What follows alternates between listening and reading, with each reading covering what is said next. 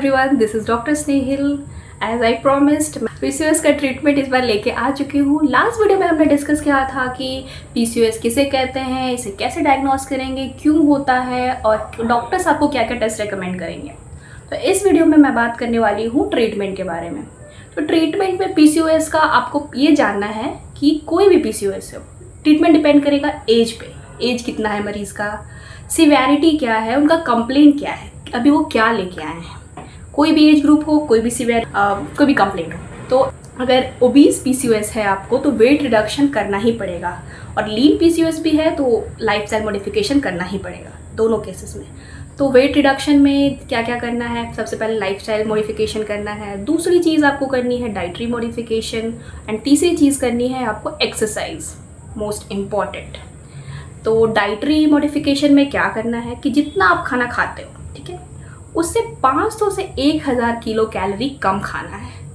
अब आपको ये लगेगा कि मैं कौन सा कैलोरी काउंट करके खा रहा हूँ, तो आज से काउंट करके खाना अगर आपको पीसीओएस है तो। और फैट कंटेंट जो आपके डाइट का होगा वो लेस देन 30% होनी चाहिए, ठीक है। तो और खाने में आपको ऐड करना है जो अच्छे खाने हमेशा से लोग बोलते आए हैं कि fruit, vegetables, whole grain, cereals, ये सब आपको डाइट में ऐड करना है। थोड़ा प्रोसेस्ड फूड, बाहर का खाना, ऑयली फूड्स कम करना है। ये आपका डाइटरी मॉडिफिकेशन हो गया। और दूसरा है कि आपका एक्सरसाइज आपको डेली 30 मिनट कम से कम करना है। ये सब करने के बाद आपको 6 से 12 महीने में थोड़ा वेट लॉस दिख सकता है, बिकॉज पीसीओएस पेशेंट में वेट लॉस करना भी बहुत डिफ़िकल्ट होता है, ठीक है। फिर आता है कि हमारा साइकोलॉजिकल फैक्टर, क्योंकि जैसे कि हम लोग स्ट्रेस वाला बहुत ज़िंदगी आजकल जीते हैं, हम लोग देर रात सोते हैं, सुबह लेट जगते हैं, ये सब जो लाइफस्टाइल है इसे भी आपको चेंज करना पड़ेगा। पीसीओएस बेसिकली ये लाइफस्टाइल की बीमारी है। इट्स नॉट लाइक कि ये बहुत बड़ी बीमारी है पर से। पीसीओएस एक लाइफस्टाइल की बीमारी है, तो आपको सबसे पहले ट्रीटमेंट में लाइफस्टाइल मॉडिफिकेशन ही करना पड़ेगा। फिर दूसरी चीज़ आती है, अब हम एक केस सिनेरियो लेते हैं कि एक लड़की आई आपके पास 18 से 20 साल की, का पीरियड्स टाइम से नहीं आता है, मेंस्ट्रुअल इरेगुलरिटी है, साथ में चेहरे पे बहुत सारे एक्ने हैं, हेयर फॉल हो रहा है, और साथ में फेशियल हेयर ग्रोथ और चेस्ट पे हेयर ग्रोथ है। तो ऐसे केसेस में आप कैसे ट्रीट करोगे? तो सबसे पहले हम लोग मेंस्ट्रुअल इरेगुलरिटी का बात करते हैं। तो ऐसे उनको पहले बोलेंगे कि आप थोड़ा लाइफस्टाइल मॉडिफिकेशन करो, थोड़ा एक्सरसाइज करो, थोड़ा डाइट चेंज करो, उसके बाद स्ट्रेस थोड़ा कम करो। फिर दूसरी चीज़ हम उन्हें दवाई प्रिस्क्राइब करेंगे। दवाई में 3rd या 4th जनरेशन को ओरल कॉन्ट्रासेप्टिव पिल एडवाइस करेंगे। डॉक्टर आपकी सीवियरिटी को देख के 3 से 6 महीने तक ओरल कॉन्ट्रासेप्टिव पिल दे सकते हैं। उसके बाद अगर आप ज़्यादा ओबीज हैं तो इंसुलिन सेंसिटाइजिंग एजेंट होता है मेटफॉर्मिन, वो भी प्रिस्क्राइब किया जा सकता है आपको। फिर एक्ने का ट्रीटमेंट करने के लिए हमने जैसे लास्ट वीडियो में डिस्कस किया था कि एक्ने होता क्यों है। याद करो हम लोग कैसे होता था, क्योंकि एंड्रोजन लेवल ज़्यादा बढ़ रहा था। तो उसका ट्रीटमेंट में भी यही है कि एंड्रोजन लेवल हमें उसे घटाना पड़ेगा। तो कैसे घटाएंगे? फीमेल हार्मोन बढ़ा के। तो इसलिए हम लोग कंबाइंड ओरल कॉन्ट्रासेप्टिव पिल देंगे। फिर हम लोग देखेंगे कि माइल्ड वैरायटी ऑफ एक्ने है या मॉडरेट है या सीवियर वैरायटी है। तो माइल्ड वैरायटी की एक्ने अगर है तो ऐसे केसेस में हम लोग टॉपिकल रेटिनॉइड्स आता है वो देंगे, या बेंजोइल पेरोक्साइड अप्लाई करने के लिए देंगे। अगर सीवियर वैरायटी है तो हो सकता है डॉक्टर आपको ओरल आइसोट्रिटोनाइन दे, या और साथ में कंबाइंड ओरल कॉन्ट्रासेप्टिव पिल देंगे। लेकिन ध्यान रहे ये सारी दवाइयाँ आपको अपनी मर्जी से नहीं लेना है, डर्मेटोलॉजिस्ट से कंसल्ट करके ही लेना है। मेरे कहने पे भी नहीं लेना है, डर्मेटोलॉजिस्ट से एक बार कंसल्ट करके ही लेना है। फिर दूसरी चीज़ हिर्सुटिज्म यानी excessive hair growth on face and body. तो अगर बहुत सारा बाल उग गया है तो ऐसे केसेस में भी बहुत सारे ऑप्शंस हमारे पास अवेलेबल हैं, जिसमें से कंबाइंड ओरल कॉन्ट्रासेप्टिव पिल है, एंटी एंड्रोजेंस हैं जिसमें स्पाइरोलेक्टोन, फ्लूटामाइड है। ये हम लोग अकॉर्डिंगली देख के आपको प्रिस्क्राइब करेंगे।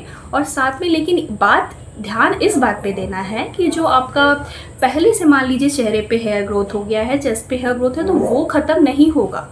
दवाई देंगे, आगे आपकी हेयर ग्रोथ नहीं होगी, आगे फेस पे हेयर ग्रोथ नहीं होगा, चेस्ट पे हेयर ग्रोथ नहीं होगा, लेकिन जो पहले बन गया है वो ख़त्म नहीं होगा, ये ध्यान देने वाली बात है। उसके लिए आपको जो फिज़िकल कॉस्मेटिक मेथड है, जैसे कि वैक्सिंग किया जाता है, सेविंग किया जाता है, जो आपको सही लगता है उसके अकॉर्डिंग आप करेंगे। ये उसके जो आ चुका है वो ख़त्म नहीं होगा दवाई से। ये हो गया 18 से 20 साल की लड़की में जिनको ये मेंस्ट्रुअल इरेगुलरिटी है, एक्ने है, हिर्सुटिज्म है। अब आते हैं एक एज सिनारियो 25 से 40 साल की औरत में जिनको मेनली इनफर्टिलिटी कंसर्न है। तो पहली बात ये कि इनफर्टिलिटी होता क्यों है ऐसे केसेस में, क्योंकि सबसे पहली रीज़न मैंने आपको पिछली वीडियो में बताया था कि ओवुलेशन नहीं होता। और ओवुलेशन नहीं होता मतलब एक प्रॉपर एग ओवम बनता ही नहीं है। एग ओवम प्रॉपर ओवम नहीं बनेगा तो फर्टिलाइजेशन कैसे होगा, और फर्टिलाइजेशन नहीं होगा जब स्पर्म और ओवम का मिलन ही नहीं होगा तो बेबी कहाँ से बनेगा। तो पहली रीज़न ये है। दूसरी रीज़न है इसकी कि बेबी जो ओवम बनता, अगर मान लीजिए ओवुलेशन हुआ भी तो उसकी क्वालिटी भी पुअर होती है, तो ये भी एक रीज़न है। साथ में कभी कभी ऐसा होगा कि अगर हो भी जाता है, मान लो गलती से आप प्रेग्नेंट हो भी गए, तो बिकॉज ऑफ प्रोजेस्टेरॉन की डिफिशियंसी की वजह से क्या होगा कि जो बच्चा जो फीटस छोटा बना है वो आपके बच्चेदानी के में अटैच ही नहीं हो पाएगा, तो वो इम्प्लांटेशन फेलियर हो जाएगा, तो बार बार एबॉर्शन का भी रहेगा खतरा। तो इनफर्टिलिटी इन सब रीज़नों से होती है। तो अगर आपको इनफर्टिलिटी हो रही है तो ऐसे केसेस में हम लोग सबसे पहले बोलेंगे कि आप भी वेट लॉस करो, पहली चीज़। दूसरी चीज़ हम लोग ओवुलेशन इंडक्शन करते हैं। ओवुलेशन इंडक्शन के लिए हमारे पास ड्रग्स अवेलेबल है, क्लूमिफिन है, लेट्रोजोल है, गोनाडोट्रोफिन्स है, वो हम लोग अकॉर्डिंगली आपको देंगे। फिर जब आपको फॉलिकुलर मॉनिटरिंग कराएंगे हम लोग डे 9 से हर अल्टरनेट डे पे कि फॉलिकल्स आपका प्रॉपर बढ़ रहा है कि नहीं बढ़ रहा है। जब फॉलिकल्स आपका 18 से 20 mm का हो जाएगा तो हम लोग इंजेक्शन HCG देंगे और फिर देखेंगे, भगवान से प्रे करेंगे कि आप कंसीव कर जाओ। अगर ये बार बार आपका ओवुलेशन इंडक्शन फेल हो रहा है या फिर आपका AMH लेवल कम है तो ऐसे केसेस में हम आपको IVF के लिए रेकमेंड करेंगे। तो ये हो गया आपका मैनेजमेंट PCOS विथ इनफर्टिलिटी। फिर तीसरी एज ग्रुप आएगी आपको 45 के बाद, जिनको मेनली कंप्लेन है इरेगुलर मेंसेस का।